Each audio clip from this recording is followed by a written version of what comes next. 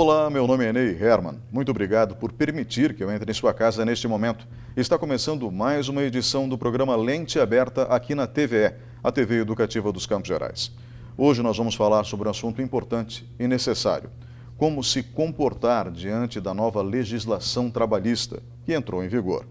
Comigo no estúdio está Ângelo Túlio, que é consultor de empresas, consultor de uma forma geral, de qualquer um que queira se preparar para a vida. Na realidade, um coach, que lida com coaching, treinamento.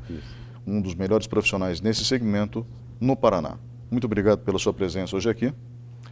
Boa noite, Ney. Obrigado pela oportunidade. Principalmente sobre um tema de suma importância na atualidade, que é o preparo do profissional, a maneira de ele agir para crescer e se desenvolver cada vez mais. Agradeço sua presença novamente e muito obrigado a você que está nos acompanhando. Por favor, fique conosco. Os conselhos serão muito interessantes.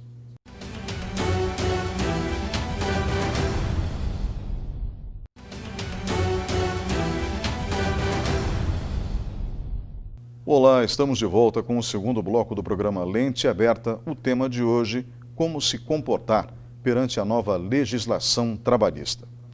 Temos duas situações. Uma delas é de ordem jurídica. Se o empregador estiver abusando da nova legislação, é claro que você, como trabalhador, deve procurar seu sindicato ou então um advogado trabalhista. Existem muitos aspectos polêmicos. Um deles, a famosa meia hora de almoço. O tempo de almoço, o intervalo, foi reduzido de 60 para 30 minutos. Também a negociação da jornada diária de trabalho. Outro tema que acaba sendo muito polêmico. Mais um detalhe: prevalece o negociado sobre o legislado. Isso também tem deixado muitos trabalhadores preocupados. Se existir abuso, é óbvio que você, como trabalhador, junto com seus colegas, se for o caso, deve procurar um advogado. Mas não é esse o assunto hoje aqui. Hoje nós vamos tratar de algo que é inevitável e vem sendo discutido, debatido já há pelo menos 30 anos. Como se comportar diante de uma nova realidade que se apresenta a gente dentro do mercado de trabalho. E essa realidade agora está posta dentro da legislação brasileira. Comigo no estúdio está Ângelo Túlio, que é consultor e também coach, ou seja, ele lida com treinamento, com coaching, que prepara as pessoas basicamente para uma vida empreendedora. E quando a gente fala em décadas e décadas de avisos, significa que na realidade tudo isso vem demonstrando ser cada vez mais realidade. As coisas mudaram muito. As empresas paternais que davam praticamente tudo simplesmente desapareceram. Entra aí o fator custo, a questão da competitividade e o trabalhador ele precisa se adaptar.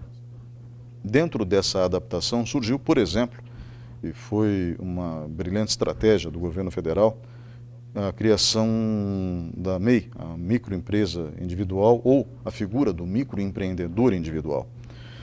Mas ser empreendedor não é simples, já que crescemos numa cultura paternalista onde ser empregado, e não existe demérito nenhum nisso, pelo contrário, todo trabalhador merece respeito,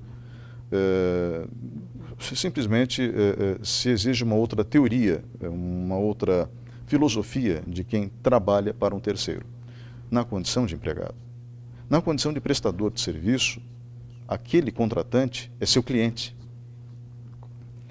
E o que eu gostaria que o senhor nos ajudasse a ver é o seguinte: como nós podemos reagir diante de tantas mudanças? Chegou a hora do trabalhador ser empreendedor da própria carreira, sendo ele empregado ou não? Com certeza, Ney. A atividade hoje de trabalho, ela abrange um leque muito grande de possibilidades, mesmo dentro de uma única função. O que foi no passado robotizado, existia uma função específica e cabia a você apertar aquele parafuso. Hoje não mais, você precisa melhorar o como apertar esse parafuso. Soluções muito simples e de extrema importância para a empresa, de um modo geral, para todas as empresas, surgem de colaboradores que desenvolvem a percepção, a melhor atenção àquilo que está fazendo, trazendo fatores sobre economia na operação da empresa, trazendo otimização de resultados, né, ou fazer mais, melhor e mais rápido e otimizando recursos. Então, isso tem muito colaborador que contribui com isso. É uma forma de empreender. Não precisa necessariamente você ter uma atividade sua autônoma. Empreender dentro da sua função, naquilo que lhe compete, na atividade que você conhece, ser um algo a mais, entregar mais do que o combinado. Entra bem no ponto onde você levantou a respeito de o combinado agora, né, em relação ao legislado, né? Então, esse combinado hoje é justamente nesse ponto. A partir do momento que o empregador é o cliente, o que mais eu posso fazer de melhor pelo empregador? Isso me garante manutenção do emprego, isso garante um melhor resultado na minha vida profissional, isso obviamente vai refletir num resultado financeiro na minha vida e ainda mais, vai refletir de grande monta na minha satisfação. Como eu estou desenvolvendo, o que eu estou fazendo, eu fiz algo a mais, entreguei um pouco a mais do que o combinado para o meu cliente, empregador nesse caso, que vai realmente me trazer a sensação de realização.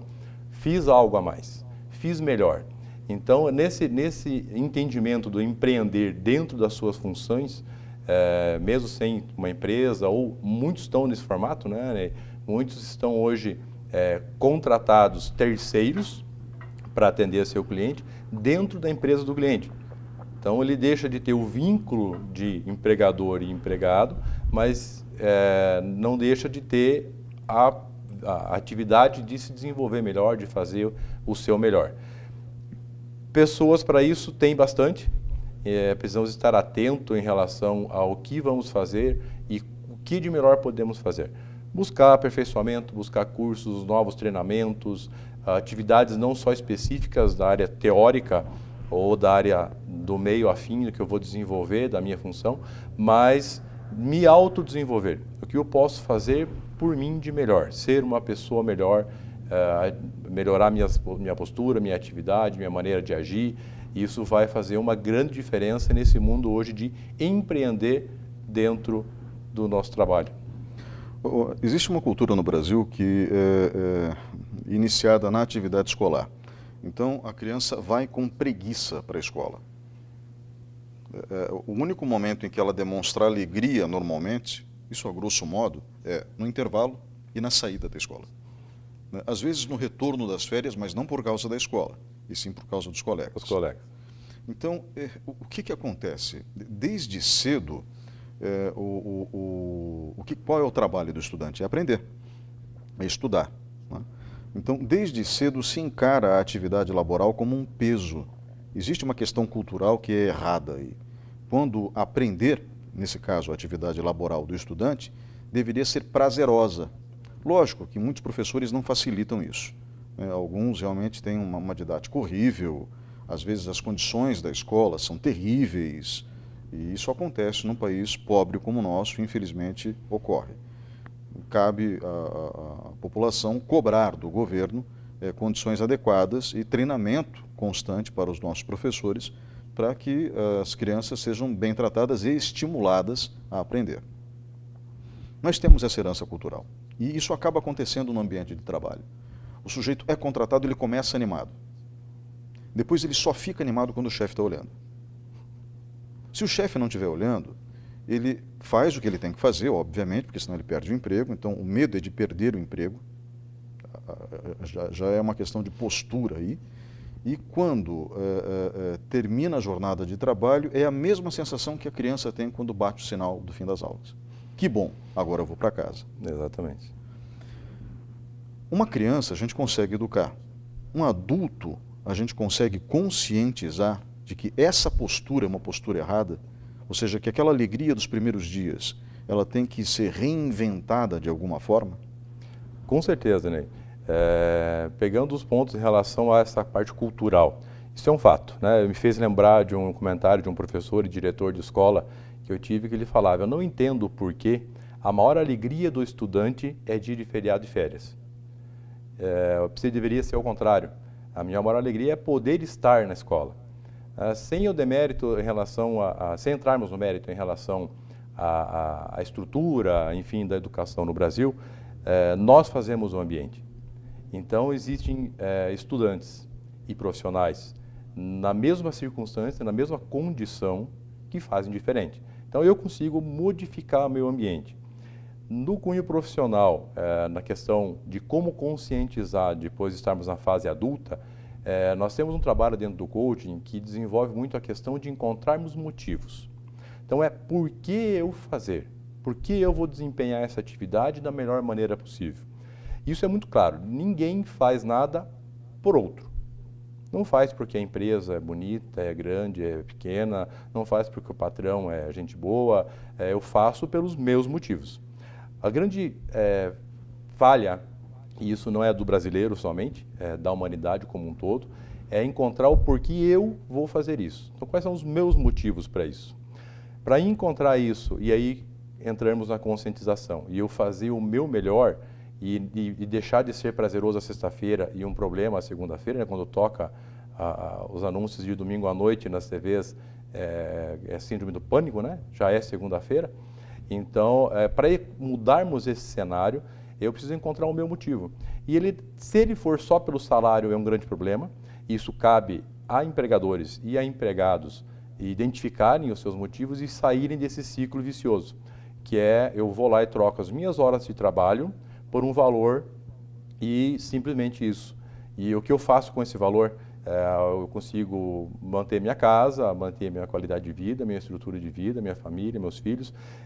Eu preciso encontrar um pouquinho mais do que isso para sair desse ciclo, onde eu vou lá fazer meramente o que é necessário, como você falou, para não perder o emprego e passar a fazer melhor. E esses motivos vêm do íntimo de cada um. Encontramos isso nos motivos familiares, encontramos isso num futuro diferente para os filhos, numa melhoria da qualidade de vida.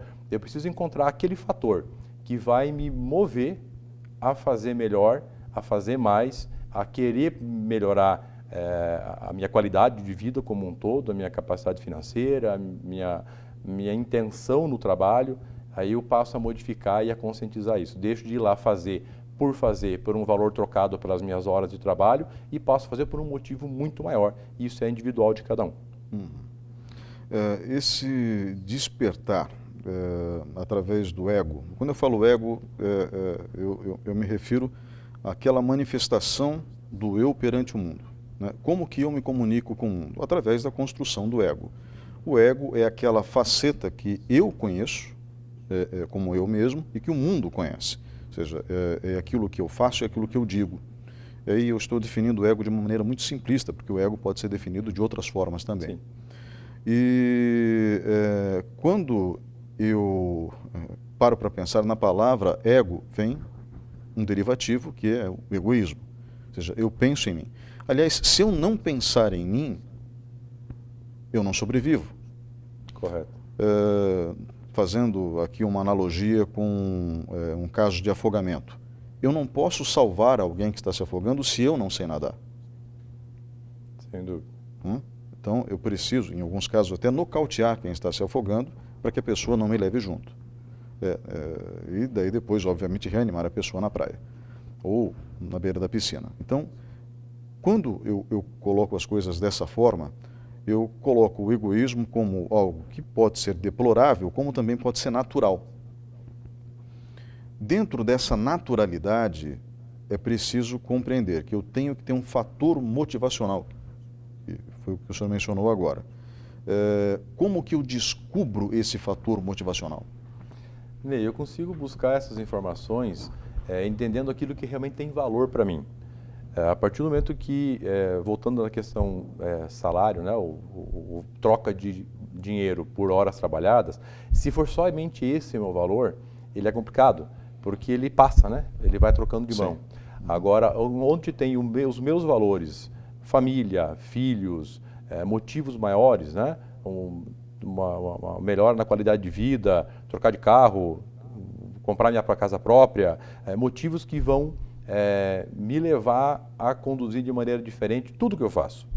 Aí esse ego do egoísmo, como você posicionou, né, do ego pensar em mim, ele não é pensar só em mim, né? Ele sai do egocentrismo, ele vai para onde eu posso fazer por mim e por aqueles que estão junto comigo.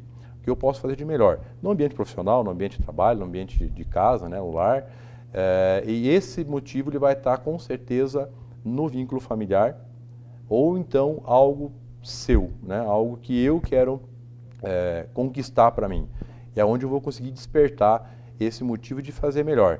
Tem que ser algo muito forte, tem que ser algo com um peso muito grande, tem que ser algo de realmente valor para mim. O coaching ajuda a desenvolver isso, a descobrir isso, para quem não tenha isso já muito claro. Não tem como você trocar horas de trabalho por dinheiro sem saber o que esse dinheiro vai me trazer, por exemplo. Né? De um modo geral, o dinheiro não é motivador. Né? É motivador o que eu consigo fazer com o dinheiro. Sim. Dinheiro a mais ou dinheiro a menos não muda. Agora, o que eu posso fazer com esse dinheiro a mais ou com esse dinheiro bem empregado é que vai fazer toda a diferença. Então, dentro desse conjunto, eu preciso encontrar realmente algo que tenha força. Senão, vão ter fatores no meio do caminho, eu costumo chamar de cadeiras à beira do caminho, escutei isso de um palestrante amigo meu, cadeiras à beira do caminho. Eu tenho um objetivo e algo me faz sentar numa cadeira. Pode ser um problema específico, pode ser uma zona de conforto. Né? Está bom aqui, então sentei na minha cadeira e deixei de buscar meu objetivo. Preciso ter esse objetivo muito claro. O que realmente vai me realizar, o que vai me satisfazer ao conquistar algo e, obviamente, a partir dessa conquista, já determinar uma próxima, para que isso faça eu estar sempre em atividade, sempre buscando novos desafios e trabalhando sempre da maneira melhor possível que eu posso fazer. Uhum. Tem um outro aspecto, e aí algumas empresas têm falhas, né? Existem empresas no Brasil que deram certo porque Deus quis. Porque não houve planejamento, não houve absolutamente nada. Houve talento, sim, do empreendedor, Sim. Né? Muito trabalho do empreendedor, mas não houve método, não houve nada que se assemelhasse àquilo que se ensina dentro de um curso de administração. Deu certo, só isso. Ou seja, o produto caiu no gosto popular, o serviço foi bem aceito, enfim, coisas do gênero. Correto. Só que são empresas que normalmente gravitam em torno de uma pessoa. Essa pessoa morreu a empresa.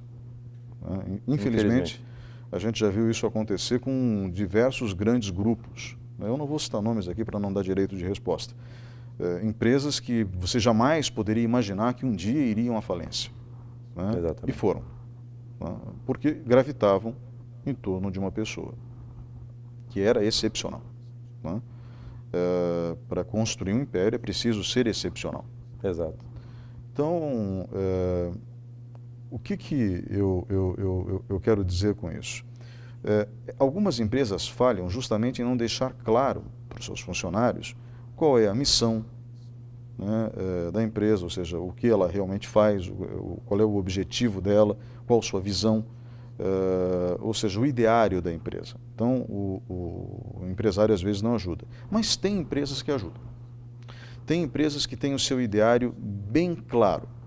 Missão, visão, enfim, tudo aquilo que é preciso saber, eles fornecem ao empregado ou ao prestador de serviço. É fundamental que tanto o funcionário, nesse caso, sendo empreendedor da própria vida profissional, quanto aquele que realmente é empreendedor, ou seja, se tornou um microempreendedor individual ou abriu uma pequena empresa, eles conheçam esse cliente, esse perfil desse cliente, eles conheçam essa empresa na qual estão trabalhando ou com a qual estão trabalhando, pesquisem sua linha de atuação, sua carta de produtos, seu código de ética. Sem dúvida. Vamos tratar aí como se fosse um casamento, né? Uhum. Fadado a falir um casamento quando se encontram ao léu e se unem e sem se conhecer um ao outro. Numa relação profissional, ele se reflete da mesma forma. Eu preciso saber com quem eu estou me unindo. Conhecer a empresa, conhecer as pessoas dessa empresa, isso é um fator que ao longo do tempo vem se perdendo muito. Né? Eu me preocupo muito em ter o produto em evidência e esqueço de dar atenção às pessoas que fazem esse produto. Eu preciso ter esse relacionamento muito bem construído, preciso saber com quem eu estou me relacionando para mim ver o que de melhor realmente eu posso fazer. Principalmente pela interpretação individual de cada um. A partir do momento que eu entendo que estou fazendo o meu melhor, eu não sei se a outra parte realmente entende da mesma forma. Eu posso me empenhar ao máximo, posso me esforçar ao máximo, mas por um detalhe, por uma vírgula, não era exatamente aquilo que a outra parte estava esperando.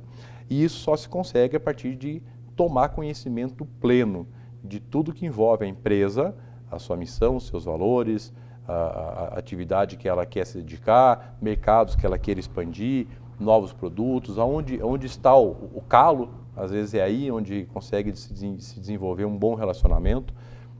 Identificar, puxa, aqui tem um calcanhar de Aquiles dessa empresa. O que eu posso fazer por isso? Como é que eu vou descobrir esse calcanhar de Aquiles? Eu preciso me inteirar daquele relacionamento, daquela pessoa, daquela empresa com quem eu estou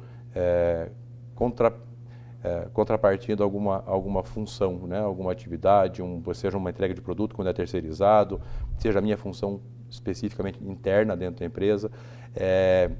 Ter essas informações e, mais do que isso, internalizar essas informações.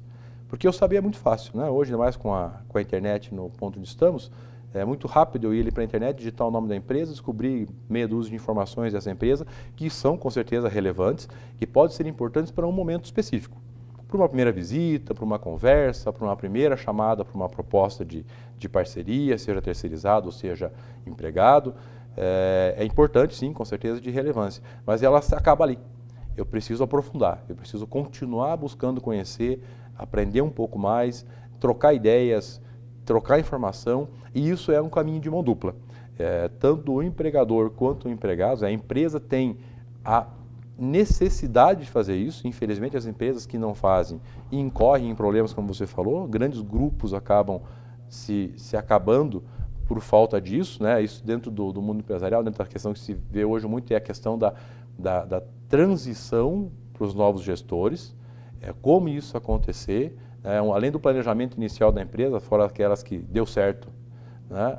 O planejamento deve ter também um planejamento sucessório e uma atenção muito grande nisso. Esse planejamento sucessório tem que ser feito para todos os colaboradores da empresa, terceiros inclusive, porque nem sempre vai ser o núcleo familiar que vai dar continuidade na empresa. Então é imprescindível que todo mundo conheça, né? Já não tem mais aquela imposição, pelo menos algumas vezes ainda pode acontecer, mas pelo menos na grande maioria, não tem mais aquela imposição de que o filho, a filha, o genro, principalmente quando está nas famílias mais patriarcais, né? Os homens tinham que dar sequência, as mulheres não eram elas as eleitas. Não tem mais essa imposição hoje em dia. Está cada vez mais difícil, os filhos seguem outros rumos, outras áreas profissionais, e a empresa, saindo a pessoa mestre, né? Falecendo ou tendo que se afastar, acaba terminando com a empresa. Então, todo mundo tem que estar ciente de tudo isso, e esse planejamento sucessório tem que ser muito bem construído, que ela pode ter, sim, uma vida plena no futuro, essa empresa, mesmo sem o seu gestor principal e mesmo sem outros do mesmo núcleo familiar envolvidos nela. Pode ser uma empresa, com certeza, muito lucrativa, produtiva para o Brasil, produtiva de um modo geral para seus colaboradores e para as famílias que dependem dela. Eu não digo que a pessoa deva aprender tudo dentro da empresa, mas ela deve saber quais são os outros departamentos, quais são os outros serviços, para poder executar o seu serviço da melhor forma. Seria correto? Sem dúvida, né? Onde que enrosca esse ponto? É muito comum nos trabalhos em empresas, identifica um fator, vai levantar a demanda, eu não consigo desempenhar mais do que isso por esse ou outro motivo. Vai se investigar onde está acontecendo, o fato limitante é outro setor. Não é a pessoa, não é aquele setor, mas vem alguma outra coisa que acaba sendo um percalço, um empecilho para o melhor desenvolvimento.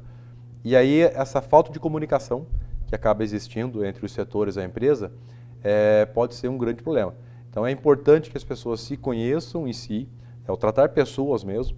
Não vou ligar para o setor de vendas, eu não vou ligar para o setor de faturamento, para o setor financeiro. Isso está engessando, quase que robotizando.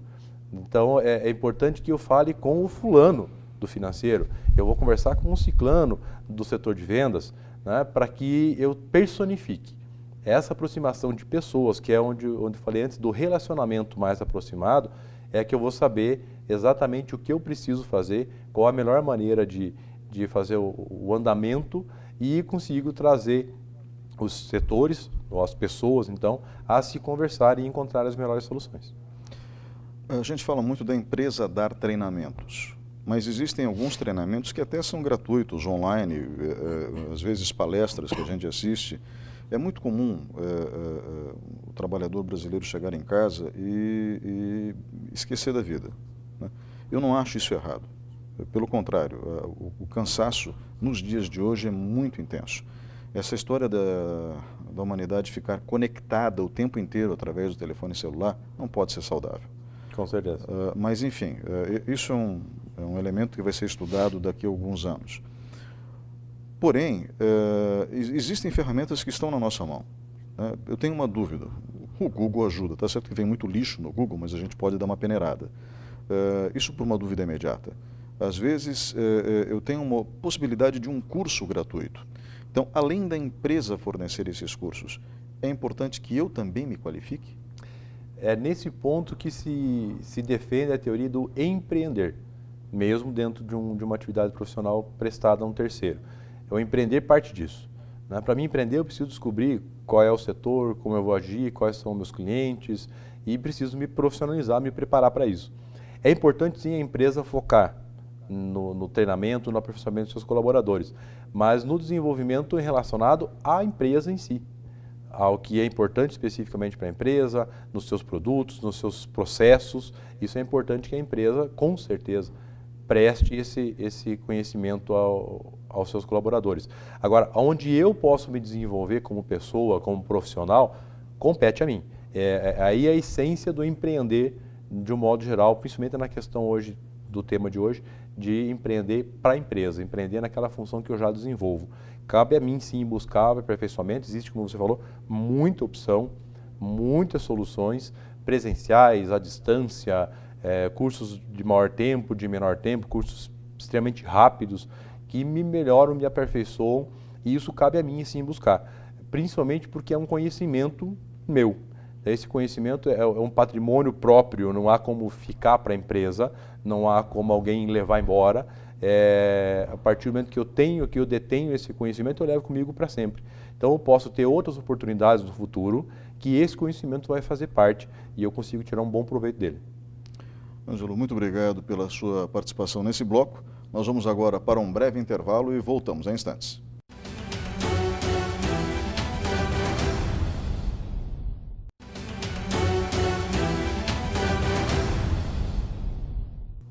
Olá, estamos de volta com o terceiro bloco do programa Lente Aberta. O tema de hoje, como se comportar diante da nova legislação trabalhista brasileira, que entrou em vigor agora, dia 11 de novembro. Muitas mudanças ocorreram. O tempo mínimo para o almoço caiu de 60 para 30 minutos. A jornada diária pode ser maior do que 8 horas, sem necessariamente resultar em horas extras, desde que a jornada semanal não ultrapasse no máximo 48 horas. Também prevalece o acordado sobre o legislado. É lógico que podem existir muitos abusos. Neste caso, a recomendação é que se procure o sindicato da categoria ou então um advogado trabalhista. As modificações foram feitas para facilitar a geração de empregos, não para escravizar o trabalhador brasileiro. Existe uma diferença muito grande. Mas fato é que mudanças no processo de trabalhar, ou seja, de como trabalhar, vem acontecendo no mundo há mais de 50 anos. Há mais de 50 anos, várias mudanças estão sendo registradas nas formas de se trabalhar em todo o planeta. O Brasil não iria fugir disso por muito tempo. Como se comportar, então, diante dessa nova realidade? Há quem diga até que o emprego formal vai acabar. Acho pouco provável. Comigo no estúdio da TVE, a TV Educativa dos Campos Gerais, está Ângelo Túlio, que é consultor e coach, ou seja, ele lida com coaching, treinamento, especificamente para empreendedores, ou seja, para o empreendedorismo. E o empreendedorismo se aplica na jornada diária de cada profissional, seja ele empregado ou não. Não é verdade? Sem dúvida. Nós fizemos diversas observações em relação à postura diante do ambiente de trabalho no bloco anterior. E a postura diante da empresa e a postura diante da própria vida em relação ao trabalho que nós executamos.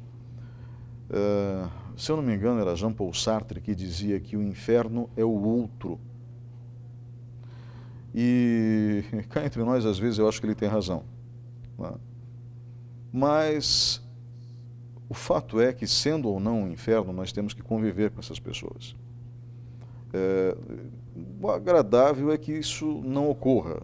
O agradável é que o Departamento de Recursos Humanos identifique quem se comporta como um inferno e dê a essa pessoa a possibilidade de um novo futuro em algum outro lugar.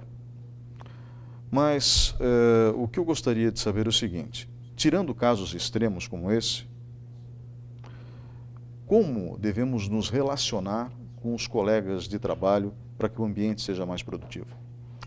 Aí um assunto e um tema de plena relevância, é muito importante esse bom relacionamento. Volto nos pontos anteriores, né, do relacionamento com a empresa, do relacionamento com os setores e levando isso para o relacionamento com as pessoas.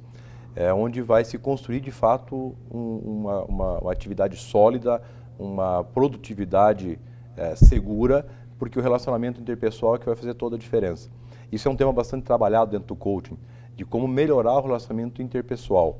O que eu posso fazer de melhor em relação a isso, para mim, para aqueles que me circulam no trabalho, no ambiente familiar também faz parte. Nós temos um hábito, né, de levar muito os problemas de cá para lá e de lá para cá. Essa separação é bastante complicada, onde acaba envolvendo, e é uma educação, isso é uma atividade de educação diária, de separarmos esses ambientes, para não contaminarmos um ou outro com esses pontos. E na questão do relacionamento interpessoal, essa proximidade, o entender o próximo, é que vai fazer toda a diferença. Nós temos um fator muito claro em relação a, primeiro, enxergar o problema. Né? Se nós falarmos com alguém hoje, no dia a dia, num bate-papo, todos os problemas surgem de pronto. As coisas boas surgem depois na conversa. Né? Você pergunta como está, a primeira coisa é ela identificar as coisas que não estão bem, para depois ela falar as coisas que estão bem. E nós enxergamos dessa forma. Né? É um vício ruim da humanidade como um todo. Nós enxergamos primeiro as coisas ruins. Não sabemos o porquê. Às vezes o mau humor de um outro, num bom dia, num boa tarde que já seja atravessado, né? Nós temos que entender primeiro o que pode estar acontecendo com a outra parte, para depois nós pontuarmos aquilo que deveria ser. E aí nós conseguimos ser um apoio, conseguimos fazer com que a pessoa se melhore, ou podemos ser um fator de melhoria nesse colaborador que está junto comigo, nesse próximo do trabalho, e fazemos com que tudo funcione muito melhor. Então, o entender e o conhecer as pessoas para esse relacionamento ser mais próximo é que vai fazer toda a diferença. Entender os motivos de cada um, como nós falamos antes, também tem a outra parte também tem os seus motivos. E eu preciso, pelo menos, entendê-los. Não preciso conhecer todos eles, não preciso me aprofundar nisso especificamente, mas eu preciso entender que ele tem os seus próprios motivos e que não necessariamente são os mesmos do meu. Então eu tenho que respeitar esse lado, assim como eu quero ser respeitado na minha maneira de pensar e nos meus motivos, nos meus objetivos, e isso já torna esse relacionamento mais claro, mais limpo, com menos interferência. A partir daí, quanto mais eu conseguir, do ponto de vista aí da aplicação profissional, né, da atividade profissional, quanto mais eu conseguir aproximar ideais e objetivos, e aí uma participação das empresas, dos empregadores, em conciliar os pensamentos para um mesmo foco, para um mesmo ponto, vai contribuir bastante também. Porque no momento que eu faço o meu trabalho melhor, eu estimulo o próximo, que vai dar sequência naquele trabalho, ou que faz junto comigo a mesma função, a fazer o seu melhor também.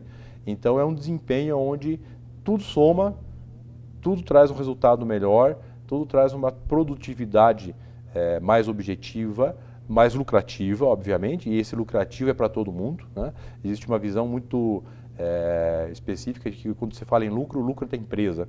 Isso é claro, a empresa trabalha porque precisa de lucro. Né? Se não fosse por esse motivo, não haveria motivo da empresa, não teria por que a empresa existir. Mas esse lucro ele é com todo mundo. Eu posso estar lucrando no meu ganho profissional, posso estar lucrando na empresa, estar se mantendo no mercado mais competitiva, imediatamente eu estou garantindo que eu tenho também a minha atividade garantida por mais tempo. Então é importante que se entenda que o melhorar a atividade, o melhorar buscar objetivos de uma maneira melhor, mais eficiente, vai fazer com que os resultados sejam melhores para todo mundo. Bem, isso também exige uma comunicação adequada. Existe uma postagem no Facebook que eu acho muito interessante. Eu sou formado em jornalismo. O jornalismo, na realidade, é um braço de uma ciência maior, que é a comunicação social. E existem outras disciplinas derivadas da comunicação social, como publicidade e propaganda, cinema, rádio e TV. E essa postagem no Facebook a que me referi diz o seguinte: eu sou responsável por aquilo que eu falo, não por aquilo que você entende. Há muitos anos atrás, falo décadas, um linguista francês chamado Ferdinand Saussure, ele desenvolveu uma teoria que a princípio parecia absurda, que era a teoria do idioleto, ou seja, o idioma de uma pessoa só. Ora, se é de uma pessoa só, não é um idioma. Mas cada vez mais a gente percebe que as pessoas estão singularizando o seu vocabulário. Portanto, nem sempre uma palavra comum que tem um significado para aquela pessoa com quem eu estou conversando tem o mesmo significado para mim. Embora a palavra para mim não tenha peso ou não tenha sentido pejorativo, para aquela outra pessoa pode ter um sentido pejorativo. É preciso que as pessoas no ambiente de trabalho parem para refletir sobre o que foi dito. Será que realmente ele quis me ofender ou ela quis me ofender? Isso sem dúvida. Isso tanto na parte do emissor como do receptor. Cabe aos dois se entenderem em relação a isso. O emissor é responsável, sim, pelo aquilo que ele falou, e o receptor passa, obviamente, a ser responsável pelo aquilo que ele entendeu. Agora, para o receptor, se caso o receptor ficar em dúvida, né, daquilo que ele ouviu, ele precisa pedir esclarecimento e não sair com a dúvida. Partindo para o ponto de vista técnica, existe uma ferramenta de coaching que usa bastante para essa questão da comunicação dentro da empresa, dentro do ambiente de trabalho, que eu pedir que se repita aquilo que eu comuniquei. Então, a partir do momento que eu faço uma comunicação, eu falo alguma coisa, uma instrução de atividade, um bate-papo informal, quando é relevante em relação ao trabalho, eu passei uma informação, eu comuniquei algo, eu peço para que a outra parte repita ela. Tem dois ganhos com isso. Eu tenho certeza que ela ouviu aquilo que eu transmiti e, ao mesmo tempo, quem repetiu vai internalizar a informação. Então, ele interrompe qualquer ruído que possa ter no meio do caminho, qualquer falha de comunicação, qualquer má interpretação que possa existir, garante que o resultado vai ser aquele que foi solicitado, né? Então é fundamental, principalmente quando se passa de uma instrução mais específica, né? Pedir para que a outra parte repita. E quando fica ruídos que possam entender, puxa, será que foi ofensivo? Será que foi uma cobrança exagerada? Será que foi uma imposição? Isso é muito comum, né, no ambiente de trabalho. Às vezes colegas do mesmo patamar, alguém fala alguma coisa, por que o outro está me impondo isso, né? E isso pode causar consequências desastrosas. Então, a partir do momento que haja uma dúvida, cabe com certeza a ambas as partes aí a se esclarecerem. Não levar aquele negócio de ficar martelando, levar para casa, aí você comenta aquilo, você passa a noite martelando em cima daquilo, mas fica na sua interpretação. Então eu preciso sim voltar lá e esclarecer. Meu amigo, ontem você falou dessa forma, o que você quis dizer com isso? Eu entendi dessa forma, foi isso mesmo? Para que essa comunicação fique limpa de qualquer tipo de ruído e qualquer consequência negativa que isso possa trazer. Perfeito. Bom, quando a mensagem fica clara, daí nós temos uma outra expectativa muito comum em países latinos. Aí eu já não posso dizer do mundo inteiro, mas países onde a passionalidade é muito grande. Então, você está no ambiente de trabalho e você fica a maior parte do tempo com seus colegas de trabalho e não com sua família. Então, você acaba transformando aqueles colegas de trabalho em família. Não há problema nisso, desde que cada um execute sua tarefa dentro do seu campo operacional específico, né? Claro. Mas a empresa não contratou ninguém para formar ali uma família. Com todo respeito a Felipe Scolari, que conseguiu o pentacampeonato para o Brasil em 2002, a família, né, a técnica de transformar um time de futebol em família, já demonstrou não ser tão eficaz assim na Copa de 2014, o 7-1 contra a Alemanha que o digam, né? É importante que as pessoas percebam que o ambiente de trabalho é para ser um ambiente harmonioso, não necessariamente amoroso. Ele tem um vínculo, uma linha muito tênue, dividindo esses dois pontos, né? O totalmente robotizado, né? Do ponto de vista profissional, eu desempenhar especificamente as minhas funções e entender elas simplesmente dessa forma, e qualquer coisa que desvie disso não é interessante, isso é um problema, né? É um lado extremo. O outro lado, no extremo emocional, ele passa a ser um outro problema também. Principalmente na questão quando há um envolvimento mais forte, onde existe algum tipo de ponto a ser melhorado. Ah, mas ele é meu amigo, é meu vizinho, eu tenho uma proximidade maior, e eu acabo deixando passar algumas coisas que podem comprometer toda uma produtividade de uma empresa ou de uma atividade profissional, né, se ela for terceira. Então, não dá para ir nesses dois extremos. Nós precisamos de um meio termo, precisamos de um ponto de equilíbrio. A partir do momento que eu entendo que o meu profissional, eu tenho uma atividade a ser desenvolvida, eu tenho algo a finalizar, né, a completar essa tarefa, ela não pode ser comprometida pelo emocional, mas eu não posso deixar o emocional de fora, senão eu perco os meus motivos. Eu preciso ter esse envolvimento com o próximo, eu preciso que ele faça parte disso. Para ele fazer parte, ele não pode ficar o emocional totalmente deixado de lado. Senão eu vou entrar, vou sair e não vou dar nem bom dia. Então é importante que tenha um equilíbrio em relação a isso. Precisa sim o emocional fazer parte, mas como um suporte à atividade que eu preciso desenvolver. E não como um problema, como um atraso por fatores específicos. Muito bacana, eu conheci um diretor de empresa com a qual eu prestei serviço durante 6 anos. Ele tinha uma fala muito bacana, que ele dizia o seguinte: na minha leitura, para começar qualquer ponto a ser levantado, seja ele positivo ou seja ele negativo, seja um fator de melhoria que fosse importante fazer. Ele começava dessa forma: na minha leitura, isso, e dava continuidade à sua fala. Ele tirava do pessoal, focava no fato e não na pessoa, e não era uma opinião dele, era a leitura dele em relação àquele ponto. Isso faz com que ele conduza uma equipe fantástica, onde ele não tem nenhum problema em terminar um dia de trabalho ou sair de uma reunião com tempestade e tomar um cafezinho e bater um papo na sala de estar da empresa. Porque ele consegue administrar isso de uma maneira muito, muito distinta. Então, olha, vem cá, preciso que seja corrigido isso. Não monta os fatos em si, o que está acontecendo. O problema não é a pessoa em si, o problema é o fato acontecido, ou o fato que precisa ser melhorado, ou o caminho a ser melhorado. E essa distinção permite com que, ao final, eu cumprimente, ao final eu possa sair tomar um cafezinho, fazer um bate-papo informal, porque eu tratei não de pessoas nesse momento, eu tratei dos fatos. Né? Onde envolve o emocional, onde envolve pessoas, eu não aponto o dedo, né, para a pessoa.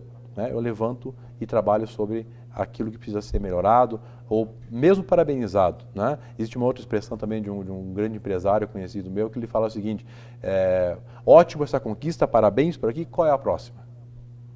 Ok, até aqui, bacana, beleza, parabéns pelo desempenho, parabéns pelo resultado, agora vamos buscar outro, para não ficar na zona de conforto. Então essas duas expressões são bacanas, né? A partir do momento que eu não envolvo nem nos fatos negativos, nem nos fatos positivos ou emocional, eu trato dele, e a partir daí eu trato a pessoa. E esse equilíbrio é importante para que tenha todo um desempenho, uma produtividade muito melhor para todo mundo. Isso é interessante. O brasileiro é apaixonado por futebol, né? Então, eu conheço pessoas que ainda comemoram o título do seu time de 20, 30 anos atrás. O que eu quero dizer com isso? Então, quando ocorreu uma conquista excepcional, ela não vai ser esquecida, mas significa que essa conquista deve motivar um novo desafio, seria isso? Exatamente. Para nós não ficarmos naquele... cheguei até aqui, isso pode ser uma conquista pontual, né? Uma venda, um negócio bem feito, uma parceria nova formada, bacana, ou mesmo um cargo, um progresso na minha vida profissional, né? Eu conquistei algo a mais. Puxa, bacana, até aqui, parabéns, louvar, vamos comemorar, vamos festejar, vamos sair com a família para jantar, seja qual for o motivo de comemoração, a forma de comemoração mais adequada. Bacana, a partir dali, agora qual é o próximo? Né? Onde eu vou? Qual é o meu próximo objetivo? Vem naqueles motivos lá atrás.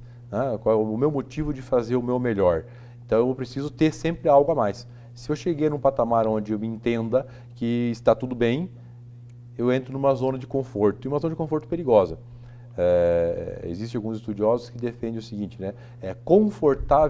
Desconfortavelmente confortável. Estou na zona de conforto. Eu não quero me empenhar, não quero me dedicar, não quero me puxar algo a mais. Me contento e não me realizo. Me contento com o que eu estou, no patamar que eu estou, e isso é um grande problema para a pessoa em si, para o profissional, e obviamente isso reflete na sua atividade profissional, nas empresas ou nos serviços terceirizados, porque eu deixo de buscar algo a melhorar. Eu me contento em estar naquele ponto ou com aquela conquista que eu tive. Preciso sempre ter um incentivo a mais, preciso ter um gás a mais, preciso ter um motivo a mais, sempre maior do que o anterior, né, na sua amplitude da expressão maior, né, ele pode ser maior em querer, não necessariamente em ponto, status ou valor, mas ele precisa ser maior do que o anterior para que eu continue a minha caminhada sempre mais produtivo. A zona de conforto costuma ser a sala de espera da morte, alguns amigos meus dizem, né? Eu acho isso um pouco de exagero, mas enfim. E, do meu ponto de vista, existem métodos para lidar com ela.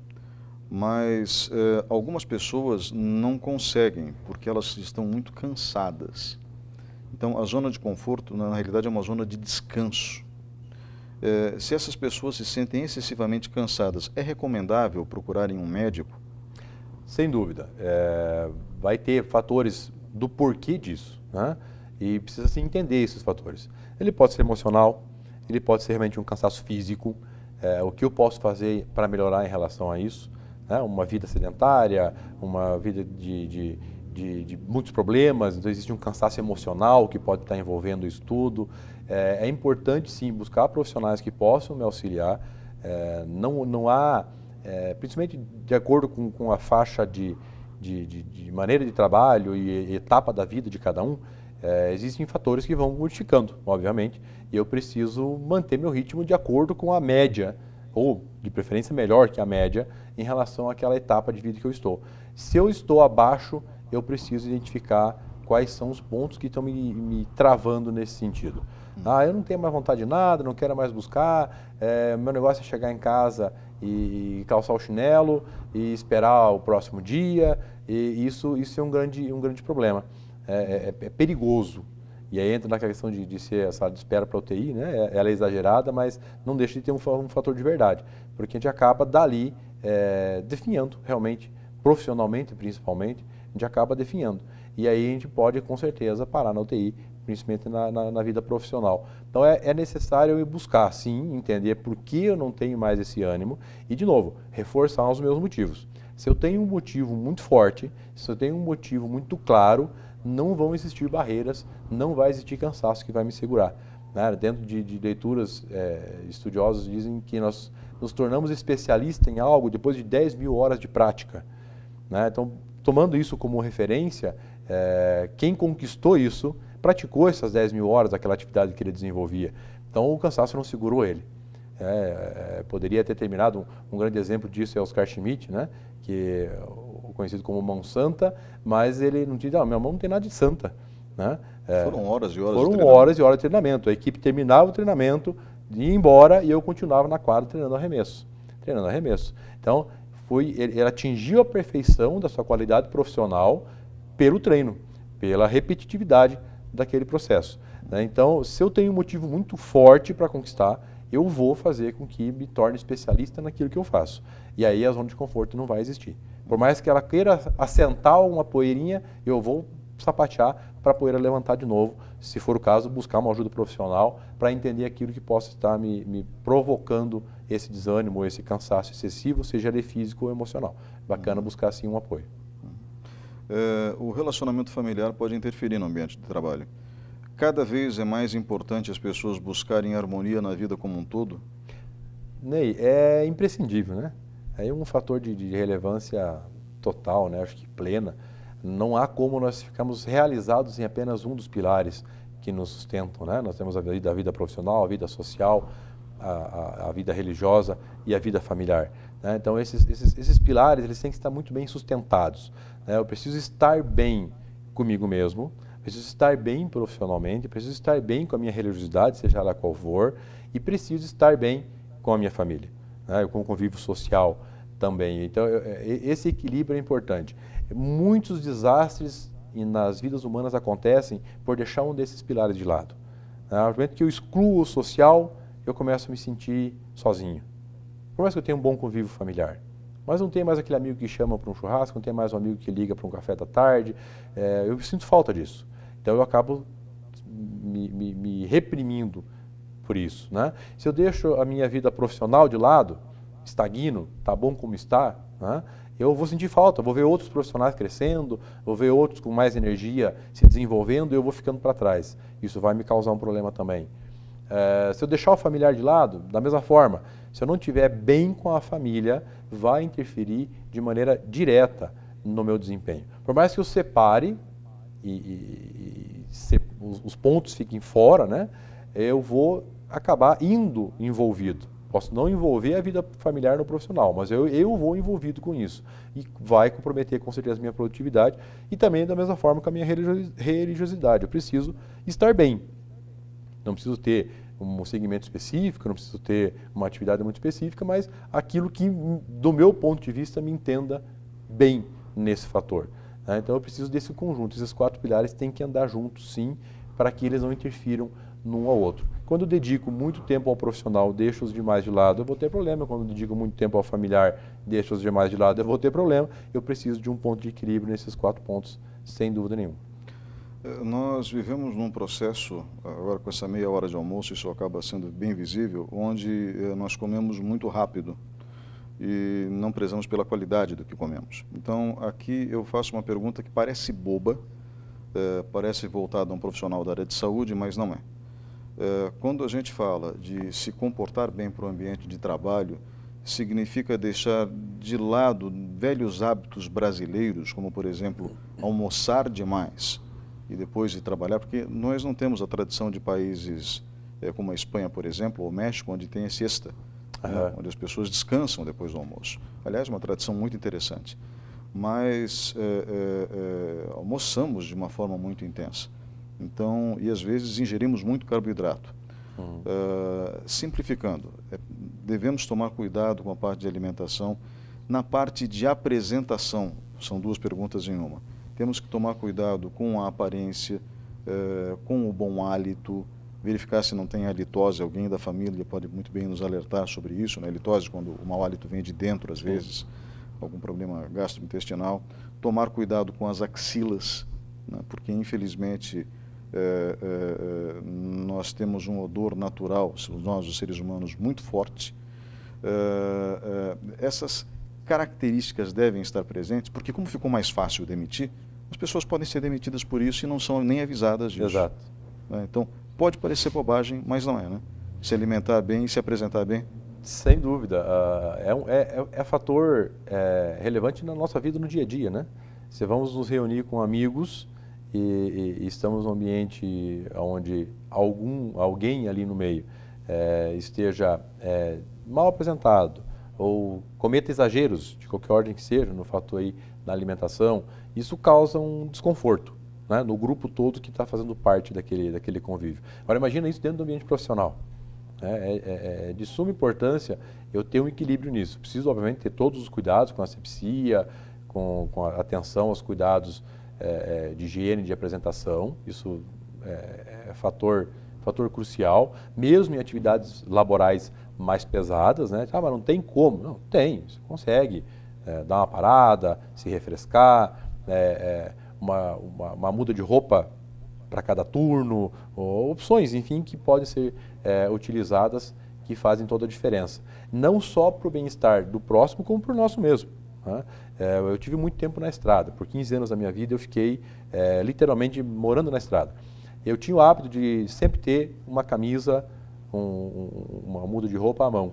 Às vezes eu saía de uma atividade durante o dia, mais um sol, e à noite tinha uma reunião, tinha um outro compromisso, e não dava tempo de parar, né, tomar um banho, se preparar para outro compromisso. E eu parava num posto, trocava a muda de roupa, lavava o rosto, estava mais refrescado, renovava o desodorante, renovava o perfume, botava uma outra muda de roupa, uma outra camisa que fosse, né? Já me reenergizava. Eu passava a ter uma nova percepção daquela continuidade. E isso na atividade laboral de um profissional, mesmo que seja uma atividade mais pesada, vai fazer toda a diferença para o próprio profissional, para a pessoa em si, quanto mais para os que estão em torno, né? Em relação à alimentação, né, temos que ter bastante cuidado no volume de alimento ingerido. Claro que isso tudo muito relacionado à atividade desenvolvida, claro, obviamente, né? Mas bastante atenção a essa combinação, né? Aí, obviamente, partindo de uma questão nutricional, que seria um profissional específico para dar orientação a respeito disso, mas um equilíbrio nessa alimentação é bacana. E um cuidado nela, e pegando um gancho lá na zona de conforto, eu vi uma analogia muito bacana do profissional que sempre chegava no trabalho na hora do almoço e reclamava da sua marmita, né? Ah, mas de novo essa comida, né? Ah, de novo a mesma comida, de novo a mesma comida, assim sucessivamente. E até o momento que um colega falou, vem cá, mas por que você não pede para a pessoa que faz a sua marmita mudar, variar um pouquinho o cardápio? Pois é, o problema é que sou eu que faço. Né? Então, a partir do momento que eu estou descansado com aquilo e me contento, eu tenho um problema. Eu fico na minha zona de conforto e não mudo por pequenos detalhes. Então, às vezes é difícil, né? Às vezes é mais fácil, mas eu preciso realmente me empenhar para essa modificação. Eu preciso ter nessa jornada de 30 minutos de almoço, é fato, né? Não dá tempo nem de respirar direito, né? Cuidar com a velocidade de se alimentar, comer muito rápido também pode ser problema. Para a saúde, isso obviamente já é conhecido de todo mundo, que isso é um problema. Eu se alimentar rápido ainda pode trazer outras consequências, né? De mau aproveitamento dos nutrientes, de que obviamente acabar ficando mal nutrido para a segunda etapa de trabalho do dia, para o segundo turno. Então tem que ter um cuidado nessa velocidade da alimentação e equilibrar os alimentos que estão sendo ingeridos ali. Quanto mais pesados eles forem, vai ter um processo digestivo, vai ter toda uma atividade que vai exigir energia e obviamente eu vou entregar menos no meu trabalho, na minha atividade profissional. Bom, vindo aqui dando esses conselhos, você também se expôs um pouco, estamos em TV aberta. Quem quiser manter contato contigo, como é que faz? Bom, para encontrar o Ângelo pode ser através do coach, @angelotulio.com.br. Pode buscar no site todas as informações, é angelotulio.com.br. E o meu telefone de contato é o 42 999920042. Fico à disposição para mais informações, para conhecer um pouco mais o mundo do coaching, o que ele pode auxiliar nesse desenvolvimento pessoal de cada um, sobre empreendedorismo, seja na terceirização, seja no empreendedor individual, ou seja para empreender dentro da própria empresa. Ficamos à disposição aí para contribuirmos cada vez mais para a excelência da nossa nação e do nosso Brasil. Senhor Ângelo Túlio, muito obrigado pela participação no programa de hoje e muito obrigado a você que estava nos acompanhando até agora. O Lente Aberta volta na semana que vem.